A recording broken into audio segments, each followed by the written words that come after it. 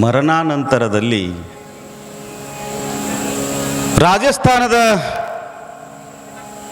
ಆ ಒಂದು ಊರೊಳಗಡೆ ಪಿಪ್ಲಾಂತರಿ ಅಂತ ಊರು, ನೆನಪಿಟ್ಟುಕೊಳ್ರಿ. ಅದು ಏನು ಪಿಪ್ಲಾಂತರಿ ಅಂತೇಳಿ ಯಾವ ಊರು ಸ್ಮಶಾನ ಆಗಿತ್ತು, ಯಾವ ಊರೊಳಗಡೆ ವರದಕ್ಷಿಣೆ ಪಿಡುಗು ಹತ್ತಿತ್ತು, ಯಾವ ಊರೊಳಗಡೆ ಹೆಣ್ಣು ಮಗು ಹುಟ್ಟಿದ ತಕ್ಷಣವೇ ಕೊಲ್ಲುತ್ತಿದ್ದರು, ಭ್ರೂಣ ಹತ್ಯೆಗಳು ಅಂದರೆ ಹೆಣ್ಣು ಭ್ರೂಣ ಹತ್ಯೆಗಳು ಎಗ್ಗಿಲ್ಲದೆ ನಡೆದಿತ್ತು, ಪ್ರಕೃತಿಯ ಒಡಲನ್ನು ಬಗದು ಊರನ್ನು ಹಾಳು ಮಾಡಿ ಅಂತರ್ಜಲವೆಲ್ಲ ಬತ್ತಿ ಹೋಗಿತ್ತು. ಯಾವಾಗ ಆ ಒಂದು ಶ್ಯಾಮ್ ಸುಂದರ್ ಆ ಊರಿಗೆ ಬಂದು ಅಧ್ಯಕ್ಷ ಸ್ಥಾನವನ್ನು ಸರ್ಪಂಚ ಆಗಿ ವಹಿಸಿಕೊಂಡಾಗ ತನ್ನ ಮಗಳ ಅಕಾಲಿಕ ಮರಣ ಆದಮೇಲೆ ಬದಲಾವಣೆಗಳು ಒಂದು ನಿರ್ಣಯವನ್ನು ಮಾಡಿದ ನಾ ಹೇಳಿದ್ನಲ್ಲ ನಿಮಗೆ. ಅಲ್ಲಿ ನೋಡಿ ಎಂತೆಂಥ ಯೋಜನೆಗಳನ್ನು ತಗೊಂಡು ಬಂದರು ಆ ಊರೊಳಗೆ. ಅಂದ್ರೆ ಅವರು ಮಗಳನ್ನ ಕಳ್ಕೊಂಡ ಮೇಲೆ ಸುಮ್ಮನೆ ಕುಂದಿರಲಿಲ್ಲ, ಮಗಳ ಕನಸನ್ನು ನನಸು ಮಾಡ್ಬೇಕು ಅನ್ಕೊಂಡ. ಯಾವ ಊರೊಳಗಡೆ ಹೆಣ್ಣು ಅಂತಂದ್ರೆ ಹುಣ್ಣು ಅಂತಾಗಿ ಹೆಣ್ಣನ್ನು ಕತ್ತು ಹಿಚ್ಚಿಕ್ಕಿ ಹುಟ್ಟಿದ ತಕ್ಷಣವೇ ಸಾಯಿಸ್ತಾ ಇದ್ರು, ಆವಾಗ ಜವಾಬ್ದಾರಿ ಇರುವಂತ ಒಬ್ಬ ಅಪ್ಪ ನನ್ನ ಮಗಳಿಗೆ ಬಂದ ಗತಿ ಈ ಊರೊಳಗಿರ್ತಕ್ಕಂಥ ಯಾವ ಹೆಣ್ಣು ಮಗಳಿಗೂ ಬರಬಾರದು ಅನ್ನುವಂಥ ದೃಷ್ಟಿಕೋನದಿಂದ ಏನು ಮಾಡದ ಅಂತಂದ್ರೆ, ಒಂದು ಹೆಣ್ಣು ಮಗು ಹುಟ್ಟಿದರೆ 111 ಗಿಡ ಹಚ್ಚಲೇಬೇಕು ಅಂತ ಹೇಳಿ ಸಂಕಲ್ಪವನ್ನು ತೊಟ್ಟು ಆ 111 ಗಿಡವನ್ನು ಆ ಹೆಣ್ಣು ಮಗಳೇ ಪೋಷಣೆ ಮಾಡಬೇಕು. ಸ್ವಸಹಾಯ ಸಂಘವನ್ನು ಪ್ರಾರಂಭ ಮಾಡಿದ್ರಲ್ಲಿ ಆ ಸ್ವಸಹಾಯ ಸಂಘದಿಂದ ಎಲ್ಲವನ್ನೂ ನಿರ್ವಹಣೆ ಮಾಡಿದ್ರು. 3,50,000 ಗಿಡಗಳನ್ನು ಆ ಊರೊಳಗೆ ನಟ್ಟ. ಆ 3,50,000 ಗಿಡಗಳನ್ನು ನಟ್ಟಿರುವಂಥದ್ದು 2006ರಲ್ಲಿ.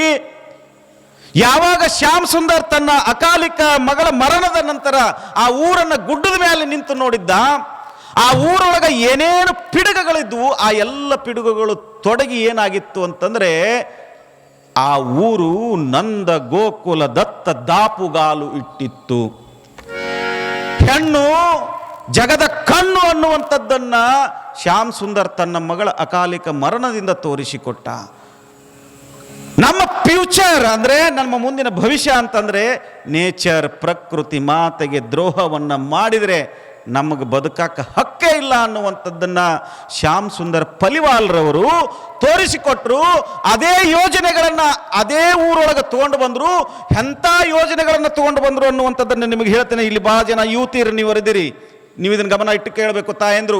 ಇಲ್ಲಿ ಬಹಳ ಜನ ನಿಮಗೆ ಹೇಳಕತ್ತೀನಪ್ಪ, ನಿಮ್ಮದ ಇದು ಇವತ್ತು ನಿಮ್ಮದ ಇರುವುದು. ಯಾವಾಗ ಶ್ಯಾಮ್ ಸುಂದರ್ ಪಲಿವಾಲ್ರವರು ರಾಜಸ್ಥಾನದ ರಾಜಸ್ ಮಂಡಲ್ ಜಿಲ್ಲೆಯ ಪಿಪ್ಲಾಂತರಿ ಗ್ರಾಮಕ್ಕೆ ಬಿಟ್ಟು ಹೋಗಿದ್ರು, ಬಿಟ್ಟು ಬಂದ ಮೇಲೆ ಮಗಳ ಅಕಾಲಿಕ ಮರಣದಿಂದ ಪ್ರಕೃತಿಯನ್ನು ಬೆಳೆಸಲೇಬೇಕು ಅನ್ನುವಂಥ ಸಂಕಲ್ಪವನ್ನು ತೊಟ್ಟ ಮೇಲೆ ಒಂದು ಹೆಣ್ಣು ಮಗು ಹುಟ್ಟಿದರೆ 111 ಗಿಡಗಳನ್ನು ಹಚ್ಚುತ್ತಾ ಅದ್ಭುತವಾದಂತಹ ಕ್ರಾಂತಿಯನ್ನು ಮಾಡಿದರು.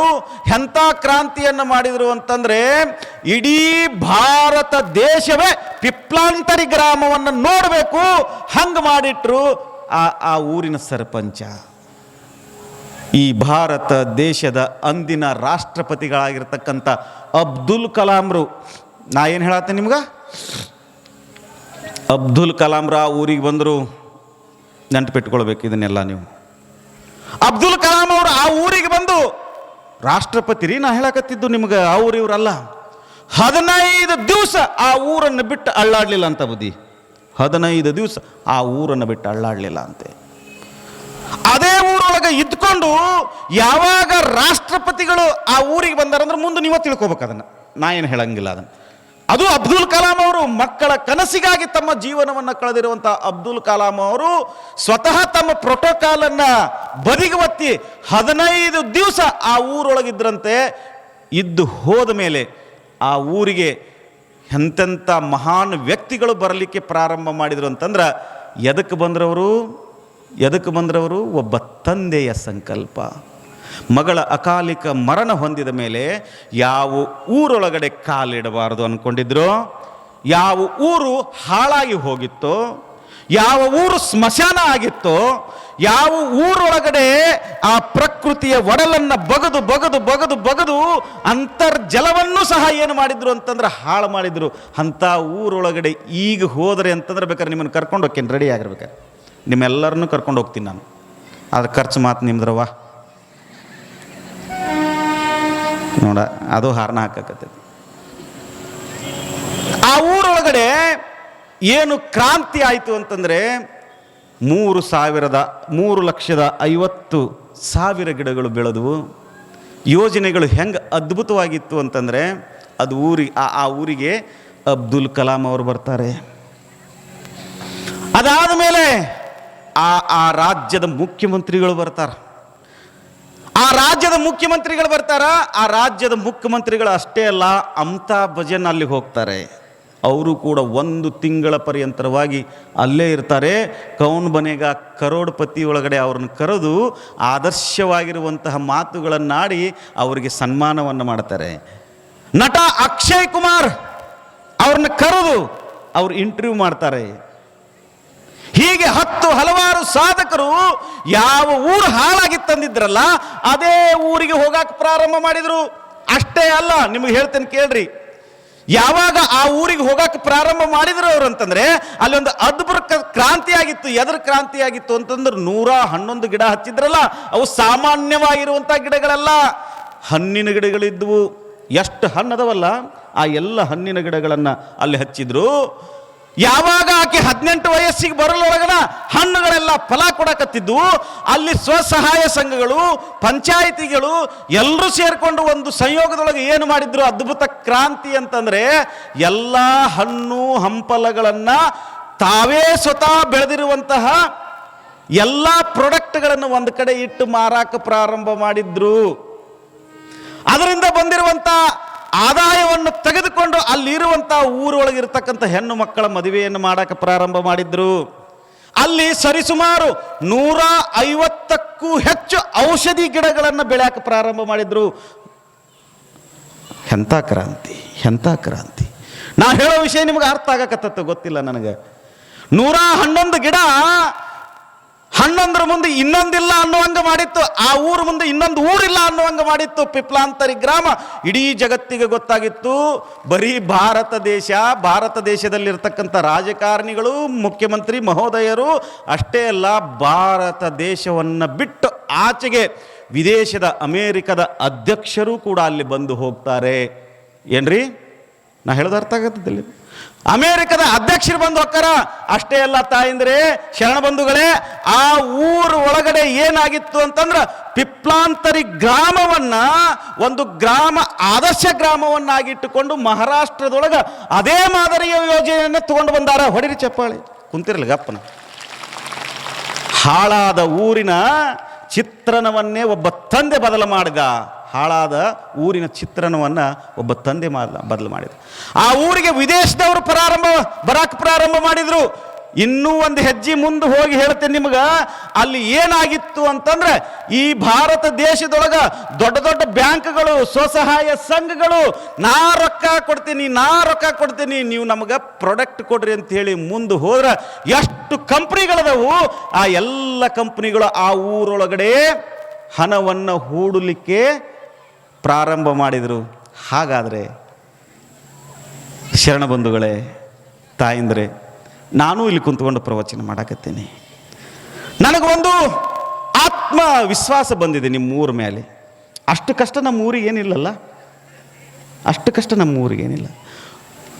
ಎಚ್ಚರ ಸ್ವಾಮಿಯ ಆಶೀರ್ವಾದದಿಂದ ನೀವೆಲ್ಲರೂ ವೀರಭದ್ರೇಶ್ವರನ ಆಶೀರ್ವಾದದಿಂದ, ಕಲ್ಮೇಶ್ವರನ ಆಶೀರ್ವಾದದಿಂದ ಬಹಳ ಚಲೋ ಜೀವನ ಕಳಕತ್ತೀರಿ.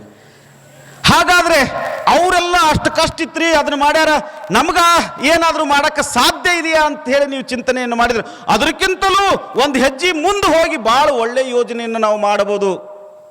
ನೀವು ತಯಾರಿದ್ರೆ ಅದು ಪ್ರವಚನ ಯೋಚನೆ ಎಲ್ಲ ಮುಗಿದ ಮೇಲೆ ನೀವು ಒಂದು ಸ್ವಲ್ಪ ಮೀಟಿಂಗ್ ಮಾಡಿ ಏನಾದರೂ ತಿಳಿಸೋದಿದ್ರೆ, ನಾ ಹೇಳಿದ್ದ ಮಾತು ನಿಮಗೆ ನೆನಪಿದ್ರೆ,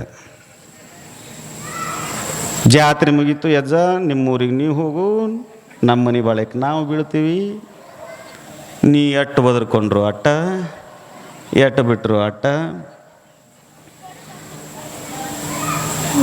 ಈ ಒಂದು ಮಠದಾಗ ಪುರಾಣ ಹೇಳಕತ್ತಿದ್ನೇವ ನಾನು. ಪುರಾಣ ಹೇಳಕತ್ತಿದ್ದೆ.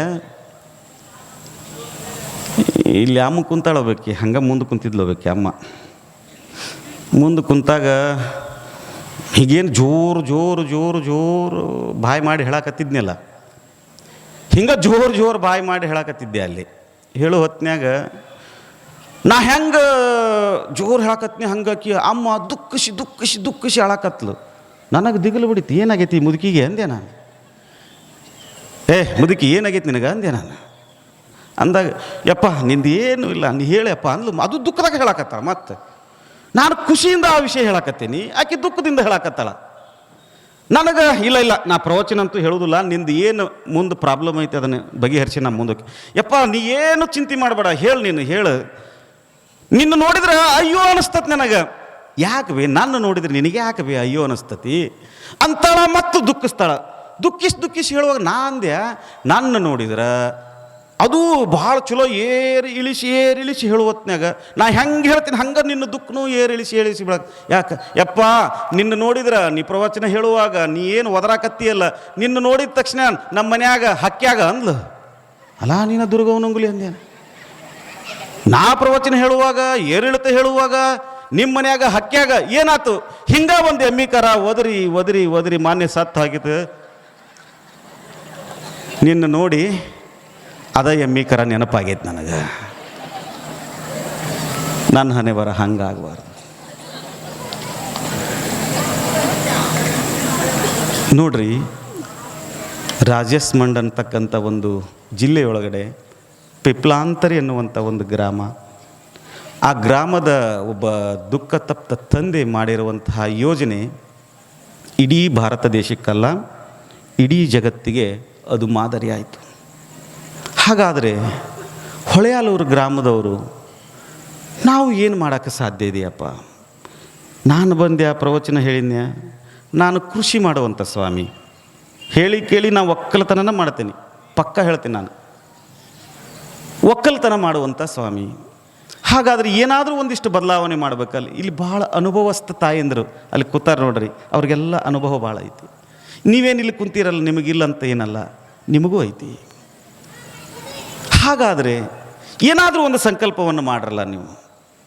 ನಿಮಗೆ ಗೊತ್ತಿರಲಿ, ಯಾವಾಗ ಆ ಊರು ಹಾಳು ಕೊಂಪೆ ಆಗಿತ್ತಲ್ಲ, ಅದಕ್ಕೆ ನಿರ್ಮಲ ಗ್ರಾಮ ಅನ್ನುವಂಥ ಒಂದು ಅವಾರ್ಡ್ ಕೊಟ್ಟರು. ಆ ನಿರ್ಮಲ ಗ್ರಾಮ ಅವಾರ್ಡ್ ಆದಮೇಲೆ ಅವರೇನು ಪಿಪ್ಲಾಂತರಿ ಗ್ರಾಮದೊಳಗೆ ಬಂದ್ರಲ್ಲ, ಅವ್ರಿಗೆ ಪದ್ಮಶ್ರೀ ಪ್ರಶಸ್ತಿಯನ್ನು ಕೊಟ್ಟರು. ಪದ್ಮಶ್ರೀ ಅಂದರೆ ಏನು ಸಾಮಾನ್ಯ ಅಂತ ತಿಳ್ಕೊಂಡ್ರಿ?